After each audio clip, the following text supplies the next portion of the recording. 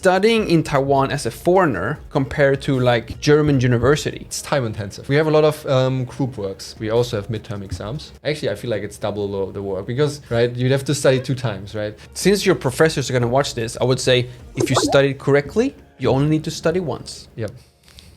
There we go. Sorry, Professor Jinso-kan.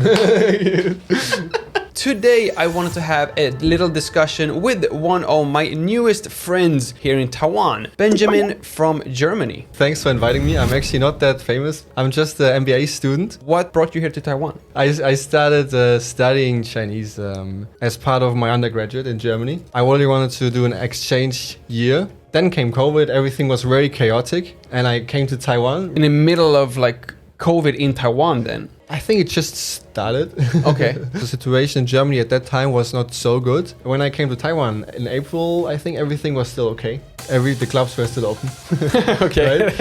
And I told my friends, okay. There's like the student priorities right here. Yes, the clubs were open, everything is fine. Exactly. And then, you know, what amazed me was that in the end, everything went really quickly, right? While in Germany, it was like always like every time once it was controlled, it was opening up and then it went up again. I guess in Sweden it was similar, right? So I honestly don't know. I was like not paying attention at all. In the Taiwan bubble, right? Also, like I guess right now I'm a bit in a Taiwan bubble. And I think everyone like in Germany, all my friends, they regularly write me that they are worried about Taiwan because of China, and I say like life here is completely normal. My mom is the same thing, and actually like in Swedish news, the whole like China Taiwan is like it takes up like an entire page. Absolutely. In Swedish news. Yeah. And it's like our local news as well. So my mom reads that and she's like almost like choking on her morning coffee, you know, because she sees like Taiwan, China, and like issues. Exactly. But yeah, so far, knock on wood, it's but it also has like a positive aspect. I think 3-4 years ago, and still now, a lot of people, they don't know of TSMC or something, right? Although TSMC is like, I don't know, 10th most valuable company in the world, right? Really huge company, and still most people don't know it. Everyone knows Google, everyone knows Apple, but no one knows who makes the chips for Apple, right? Yes. Yeah, I think it's also has the positive effect that like Taiwan is getting more awareness generally,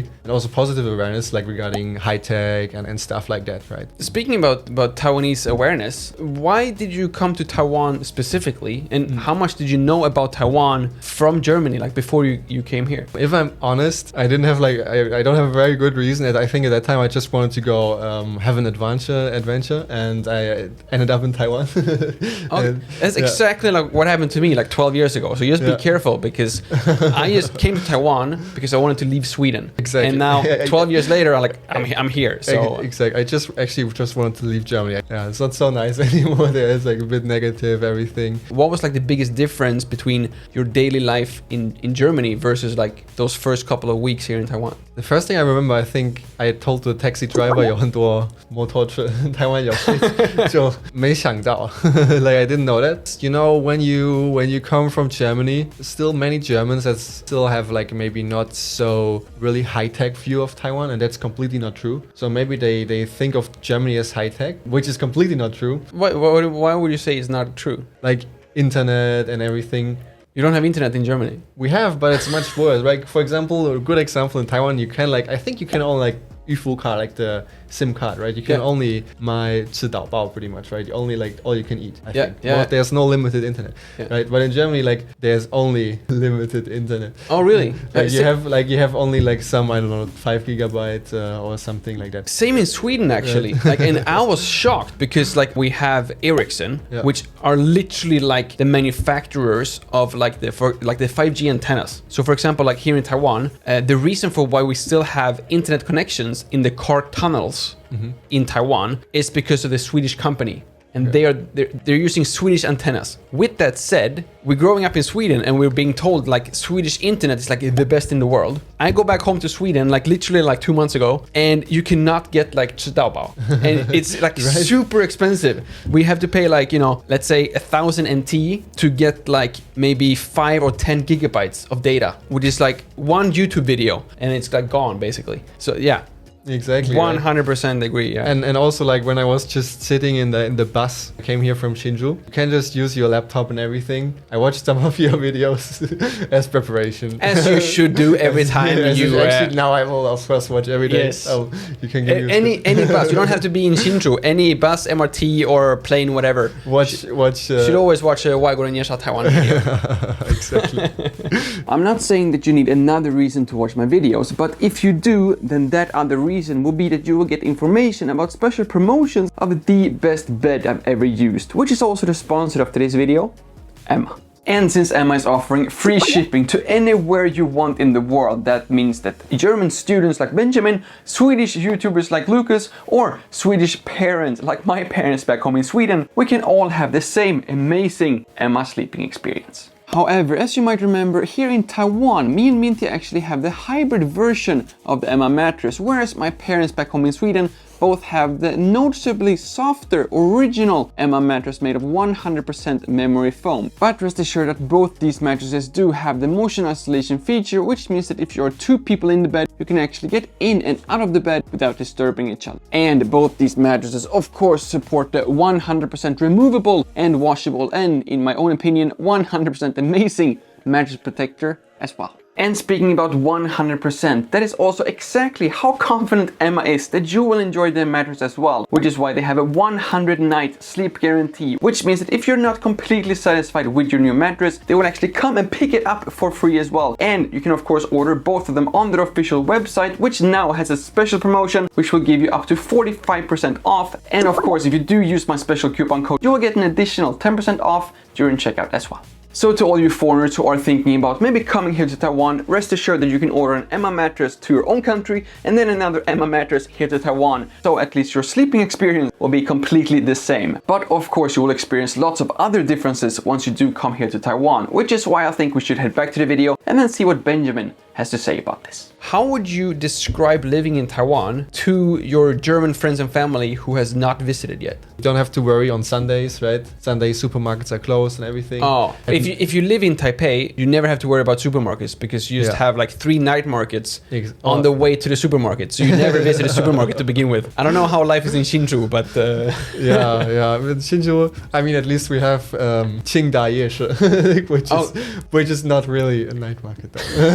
It's like maybe Taiwanese are roasting Hsinchu often. I don't know. I don't know. I never hear anyone go there just actually. So I don't know what they would say. Only impression I have is talking to students from Hsinchu who tells me don't go to Hsinchu. So I don't know, but they seem to have very good like universities. Yep. They have 交通and Jinghua 大学. The good universities for the good serious students, and then it's you. No. And then it's me. Exactly. Oh yeah, absolutely. And then it's me. When you're at a university, especially like a big one, like Jiaotong Jinghua is like maybe the biggest university complex because they're directly together, right? They're directly next to each other in Taiwan. Thousands of students. But there's like in the whole environment, like 4 kilometers around, there's maybe one bar. Oh, like, really? Where you can drink, like one bar. And like in Germany, when you close to the university, like a lot of bars, a lot of clubs maybe, right? In Germany, it's like the opposite. It's like 1,000 bars and like one university. Even inside the university with a lot of alcohol. But in Taiwan, I feel like that's not it's not happening. Yeah. No, in Taiwan they're called KTVs. That's the karaoke's. Yeah. That's what I feel like the students go crazy sometimes. I've done that. Yeah. Okay, there we go. Studying in Taiwan as a foreigner compared to like German university, assuming that your professors are not watching this video. Assuming that my professors are watching, I would say I'm working really hard. And, yes. It's time intensive. We have a lot of group works because like I know maybe there's also the thought behind like the MBA and stuff like that. So we have a lot of group works and we have a lot of homework. I was just gonna say this. So now you're bringing back all my memories here. Firstly, like in Germany at university, we didn't have any homework, and secondly, we don't have any checkup. Like attendance. Attendance checkup. You don't have to attend any class for the whole semester. And then you can just write the exam, and if you pass it, you're good. We also have midterm exams. Actually, I feel like it's double the work because, right, you'd have to study 2 times, right? Since your professors are going to watch this, I would say if you studied correctly, you only need to study once. Yep. There we go. Sorry, Professor Jinso-kan. if someone from Taiwan wants to go and visit Germany, is there anything that they should think about? Either student party society or just like German culture in general? Taiwanese, maybe they are a bit polarized by the media. First thing I would say, don't be afraid. Like, there will no one like be robbing you on the street normally. No. It's really important to get some experience outside of Taiwan, right? So I would definitely like, I don't want to say Germany, but like Sweden or USA or whatever, right? I would say Sweden way before Germany. No, I'm just kidding. Actually, yeah, maybe I would say so too, right? Because I mean, we would go to foreign countries to get some understanding of the culture, right? Speaking about connecting Taiwanese and foreigners, the reason I know you is because we connected through something called Taiwan Impact Entrepreneurs. Yep. Basically a group for not necessarily foreigners, but it's for entrepreneurs here in Taiwan. And I would say most of it is English speaking. And it's basically just a way for entrepreneurs to connect and to discuss and to improve and to support and help each other. I'm just part of this group as somewhat of an entrepreneur with my YouTube channel. You are, go on. But, like... but you actually support them, this organization, yourself. What are you actually doing here in Taiwan other than your MBA? I do LinkedIn. That's also one thing I would recommend to every Taiwanese is create a LinkedIn account. If people only know like Line and Facebook and YouTube, of course, I think the easiest way to explain it, basically like it's a Facebook, but from business to business. Exactly. So it's a business version of Facebook, basically. Yep. I manage their LinkedIn account, so I write posts for them on LinkedIn, and then also I reach out to people that could be like business founders and entrepreneurs that could be interesting for the group. If you have any more questions, of course, you will have all the links down in the description below. And if you already have a LinkedIn account, you should definitely look up Taiwan Impact Entrepreneurs, and then you can actually chat with Benjamin directly over at LinkedIn as well. Yep. And then we pretty much have a good example on what the Taiwan Impact Entrepreneurship is all about. Helping each other out and making all of us grow together, both foreigners and Taiwanese here in Taiwan. Thank you all so much for watching. My name is Lucas. Starts with L as in like, ends with S as in subscribe. Please do both, and see you all in the next one.